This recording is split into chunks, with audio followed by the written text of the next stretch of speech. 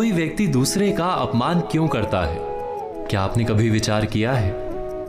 वैसे तो हम भी बिना कारण बहुतों का अपमान करते हैं।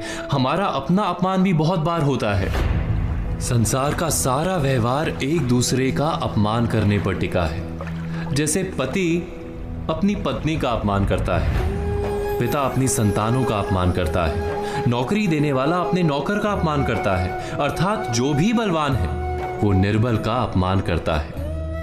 यदि हम शक्तिमान हैं तो अपमान के बदले में लड़ाई करते हैं, और यदि लड़ने की शक्ति नहीं होती तो हम अपमान सह लेते हैं, स्वयं को निर्बल और असहाय मान लेते हैं।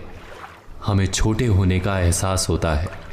ऐसा प्रतीत होता है जैसे हमारी आत्मा कुचली गई हो। किंतु कोई किसी का अपमान क्यों करता है? जब अपमान होता है तो मनुष्य को अपनी निर्बलता का एहसास होता है, और निर्बलता का बोध मनुष्य को कुचल देता है। वो अधिक से अधिक निर्बल बन जाता है, अत्याचार सहने की आदत सी पड़ जाती है, आत्मविश्वास का नाश हो जाता है। और जब आत्मविश्वास नहीं होता तो मनुष्य शराब और जुए जैसे व्यसनों में सुख ढूंढता है, मन से रोगी बन जाता है। आखिर किसी भी मनुष्य की ऐसी दुर्गति कोई क्यों करता है? अपमान करने वाला वास्तव में क्या सिद्ध करना चाहता है?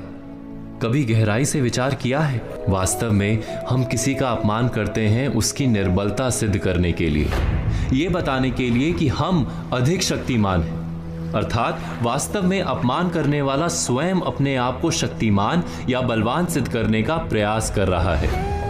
अपमान करने वाला हकीकत में अपनी शक्ति से आश्वस्त नहीं है, उसे अपनी शक्ति पर भरोसा नहीं है।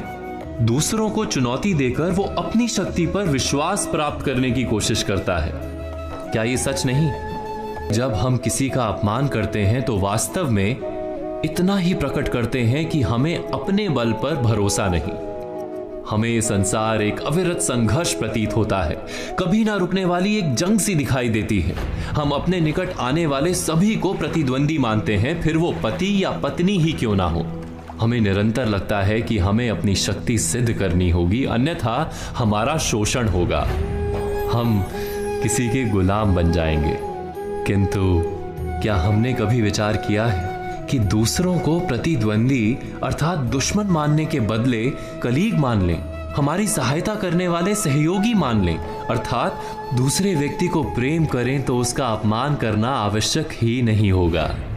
किंतु प्रेम करने के लिए आत्मविश्वास आवश्यक है।